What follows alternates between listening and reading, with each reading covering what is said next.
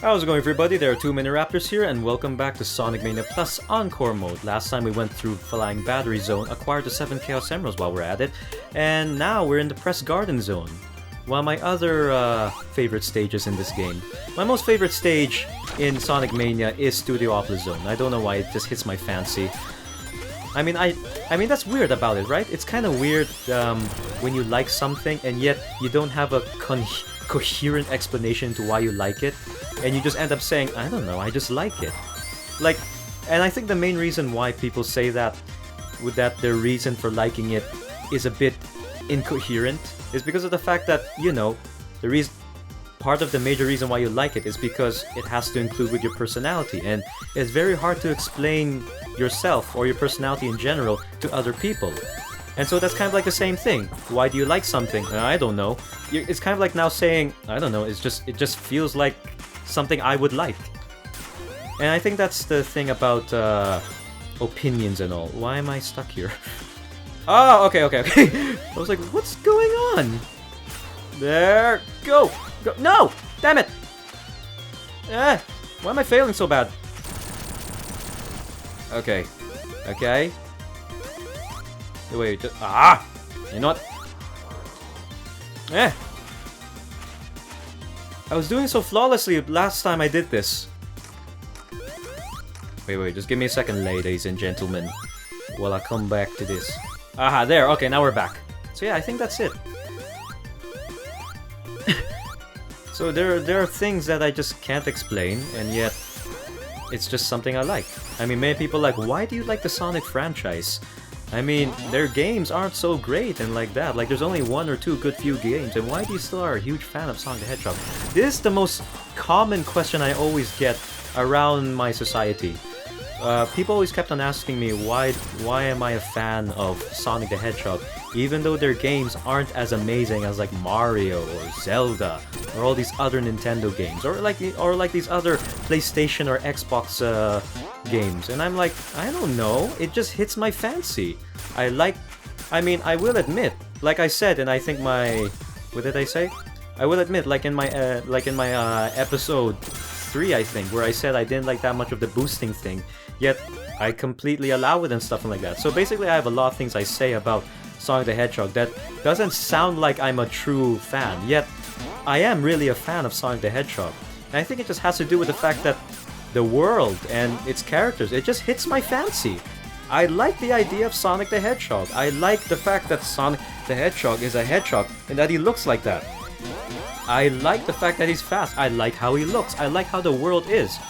I like how speed is a requirement. But at the same time, I don't like how, you know, they rely too much on speed and less more on the character thing. Character indulgence. So, yeah, I don't know why. I don't know why I like Sonic the Hedgehog. It just hits my fancy. I also ask now many people, why do you like strategy games? Because to be honest, I'm not a fan of strategy games. And they said, because it's cool to strategize and stuff and like that. And to be honest, I can't relate. Because for me, I don't have that much patience to strategize and plan on my moves. I wish to get more upfront into the action and stuff and like that. So, yeah. And yet I accept it. I'm like, oh, well, that's nice. And to be honest, I try to chime in. I'm like, you know what? Tell me more. I wish to know more. I wish to know more. Why is it so amazing? And I could kind of see why people like strategy games. Because I could see some depth into it. Makes you feel smart. So, oh yeah, I get it now. So, even though there are some things I don't like, I accept the fact that other people may like it. Now, this is in an entertainment standpoint, not to the point where, like, I don't like the fact that, you know...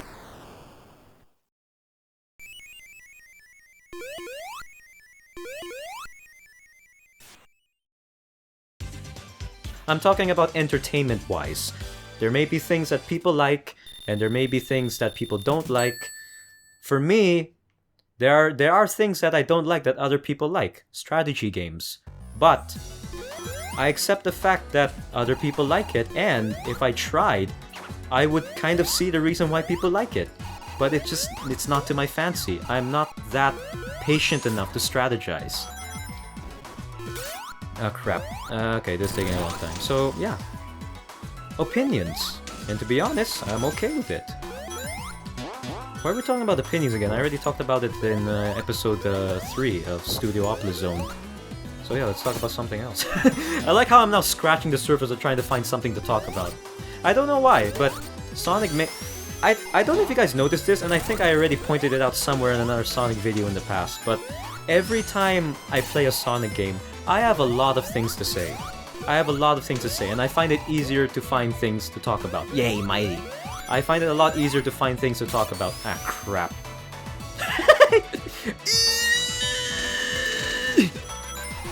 Yeah, super form, super form! Maybe it's because of the fact that, you know, the Sonic franchise is my most favorite franchise, and yeah, it hits my fancy, and it makes my psychology work up faster, allowing me to find other things to talk about in a much faster pace. But you could kind of tell right now that I'm getting a bit tired, a bit stale, because I'm now stuttering, I'm now scourging some things to talk about. Like just last episode, I just went off with a whim of, let's talk about the Comic-Con. I just saw the Aquaman movie and the Shazam, the Godzilla. Oh, Fantastic Beasts!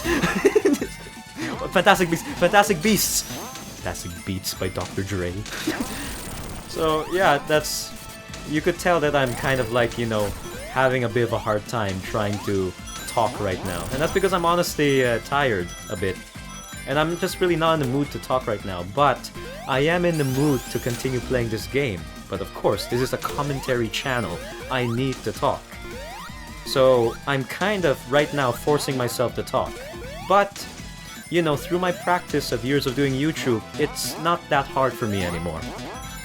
I think a lot has benefited for me in a social standpoint. The rest is, well, let's wait and see. But in a social standpoint, I would say I've definitely gotten a lot better in communicating with people. And I think it's because of my YouTube thing, where, you know, I had to learn how to communicate with others. And I'm really glad I did. Because now I'm now much more open in doing social media and stuff and like that. I'm still a bit discreet, because you know me, I'm still, yet again, not much of a social person, but I have become a bit more active in the social media compared to my years of doing social media. I've become a bit more active. Whoop! Hey, what the schnitzel? I'll clean you up quicker than your ninja skills. The only ninja I prefer is 𝐸𝐤𝐴𝐤 the chameleon. He's the one that taught me the silence of the lambs. Well, no, that's not what he just taught me how to remain silent. There's a lot of things you can learn from these people. I mean, I may have a lot of power, but when I first had them, I had the lack of ability of you being able to use them properly.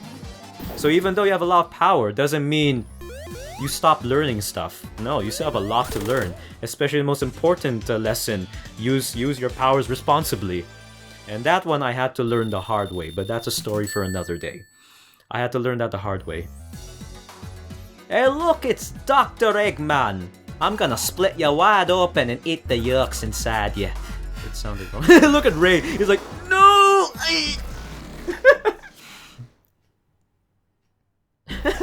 Wow.